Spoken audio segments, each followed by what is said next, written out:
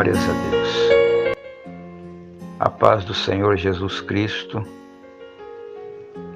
a paz que excede todo entendimento, esteja com nossos amados, esteja com nossos irmãos, amigos e a todos quanto amam a palavra de Deus. Vamos, neste momento, pela ajuda de Deus, meditar um pouquinho sobre a vida de um profeta, homem de Deus, chamado Elias. E vamos aprender 4 coisas com Elias. 4 coisas que ele descobriu ao se esconder na caverna. O que quer dizer do fato de um profeta como Elias se esconder na caverna? Ainda mais após uma grande vitória sobre os profetas de Baal. Agora Elias, ele se esconde em uma caverna. Mas o problema é que queremos colocar os profetas e homens de Deus do Antigo Testamento como super-heróis, super-homens, ou seja, pessoas com superpoderes ou que não podem fracassar. Mas nós entendemos que todo homem tem o seu limite e os seus momentos de fracasso, como seus momentos de fraqueza.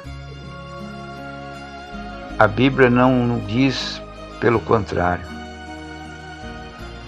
Ela não esconde os defeitos de ninguém. Veja o que diz Tiago no capítulo 5, versículo 17.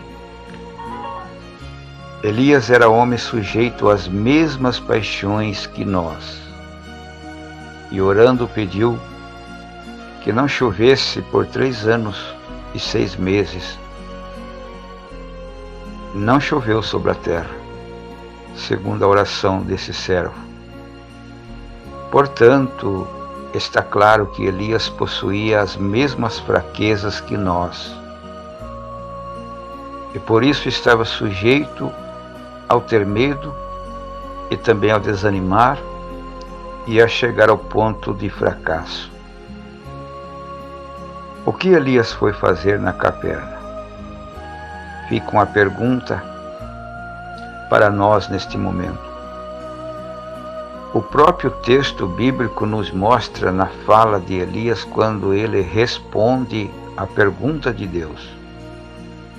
O Senhor Deus disse: Elias, o que fazes aqui? E esta foi a resposta. Ele disse: tenho sido varão zeloso. Eu tenho sido varão zeloso pelo Senhor, o Deus dos exércitos. Porque os filhos de Israel deixaram a tua aliança, ou seja, os teus mandamentos. Assim derrubaram os teus altares e mataram os teus profetas. Todos eles morreram à espada, e só eu fiquei. E agora buscam a minha vida para também tirarem.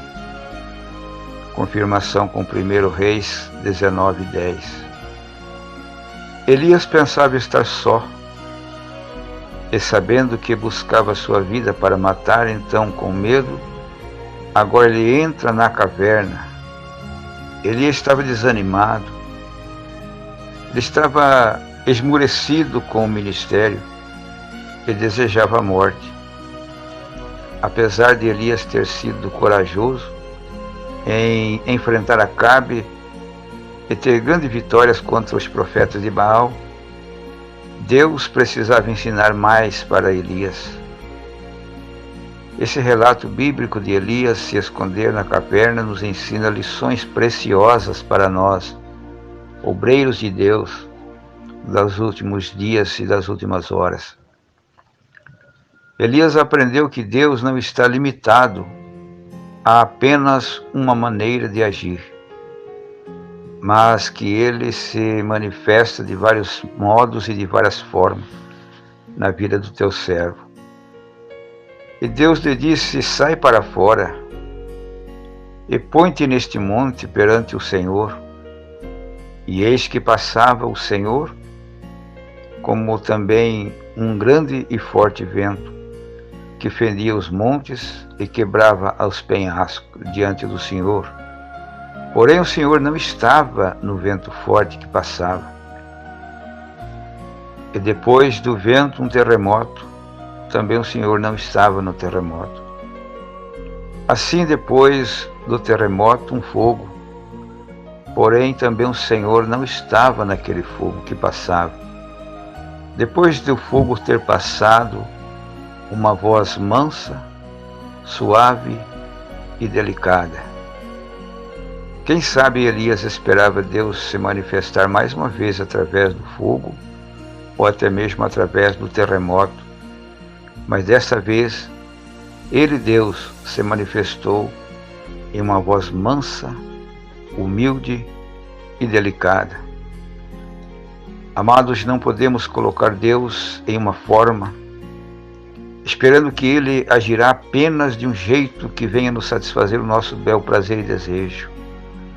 Deus não está limitado aos nossos pensamentos. Então creia que Deus pode te surpreender, assim se manifestando a você como nunca antes se manifestou. Em segundo lugar, Elias entendeu que estava fora da direção que precisava, fora dos pensamentos e dos propósitos de Deus. E assim ele precisava voltar pelo seu caminho. E o Senhor lhe disse: vai, volta pelo caminho para o deserto de Damasco. Quando estamos desanimados, até mesmo com o ministério, com a obra, ou com aquilo que o Senhor tem nos colocado em nossa mão, podemos cometer erro às vezes se não tivermos visão do céu. Podemos cometer erro de não pedir sua direção. E então fazemos aquilo que achamos melhor, que venha satisfazer o nosso desejo. Assim o texto mostra que Deus pediu para Elias voltar pelo caminho. Isto nos dá a entender que Elias estava no caminho e não na direção de Deus. Às vezes em nossa vida acontece assim. Percorremos nossos caminhos, às vezes sem perguntar a Deus se são certos nossos propósitos e a nossa caminhada, o nosso caminho que estamos tomando. E daí vem as consequências, e são consequências nada boas. E então Deus nos manda voltar pelo mesmo caminho. Em terceiro lugar, Elias pensava ser o seu fim, mas Deus ainda tinha coisa para fazer. Deus ainda tinha uma obra para ele concluir. E chegando lá, Elias unge Azael rei sobre a Síria. Também Jeú, filho de Nice, ungirá rei de Israel. E também a Eliseu, filho de Safte e de Abel-Moalá, ungirá profeta em teu lugar. Glória a Deus. Após as ameaças de Jezabel, Elias pensava que morreria como os outros profetas. Morreria a espada, assim como os outros haveria sido morto, e seria seu fim. Porém, Deus tinha obras a fazer por intermédio deste homem. Os caminhos de Deus são maiores que o nosso caminho. Os caminhos de Deus são maiores que o nosso, e nenhum de seus planos pode ser impedido. Quando você pensa ser o fim, Deus ainda diz: tenho muito a fazer através de sua vida. Portanto, creia, acredite que Ele está no controle de todas as coisas e tem a última palavra para cada um de seus servos.